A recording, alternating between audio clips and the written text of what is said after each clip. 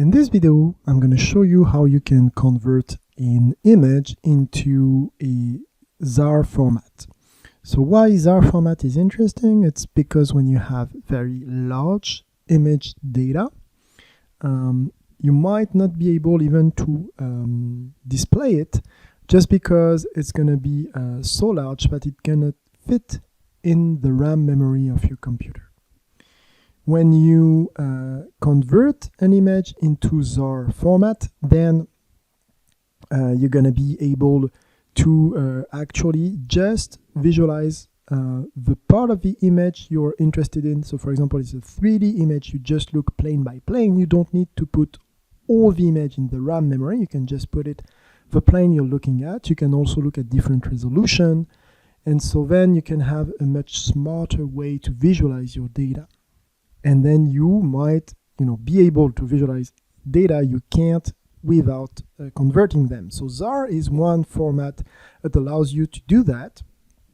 And so I'm going to show you how you can do it. So first of all, you need to get the data. So here are different links to the images we use.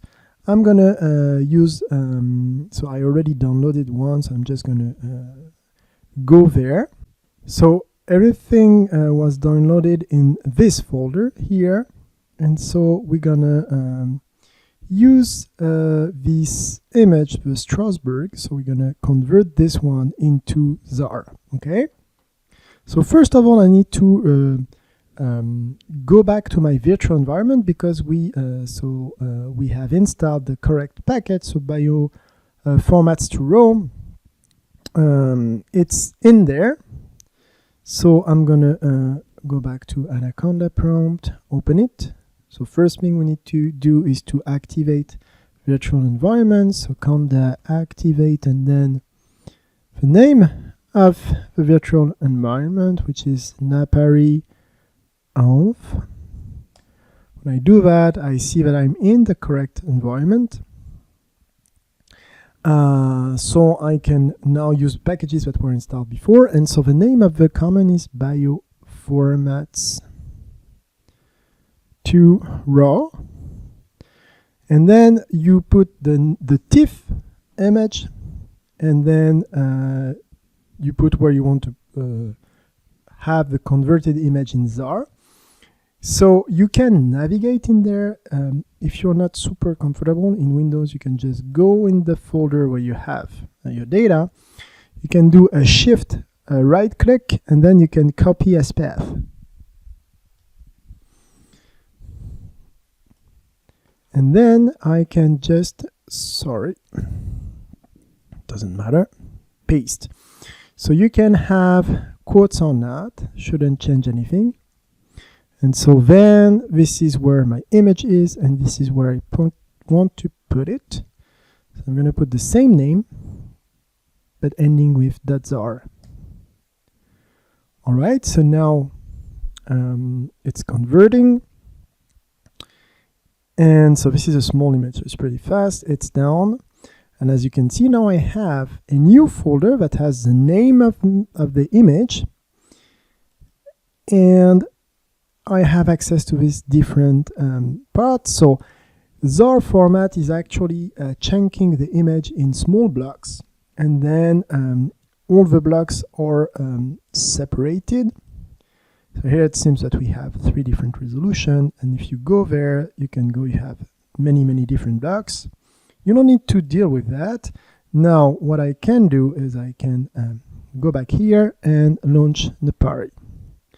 And just to show you what's the RAM conception, I'm gonna actually open the resources so we can see what's the impact when I open the TIFF image and when I open the zarr image.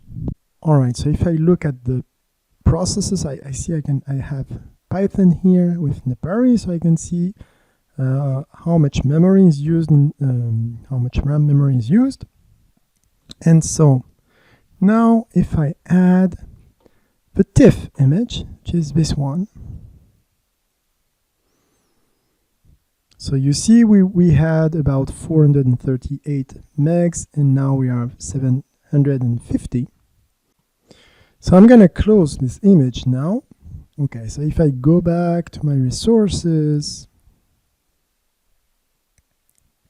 I still have some. So let's close Napari and open it again.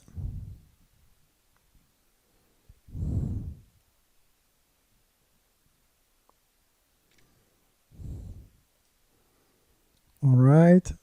So about as before, 450 megs. So now I can open data. So if I go in the folder that was generated, so if I drag and drop this folder, that won't work, but if I go in this folder, I can now drag and drop the 0 folder here. And that's going to open the image here, as you can see. And if we look at the RAM, it's way less. So we went from probably 470 to, 490, almost nothing. So here we see that the RAM memory footprint is very much lower when you use a zarr format than when you actually use the entire image that you completely put in the RAM memory.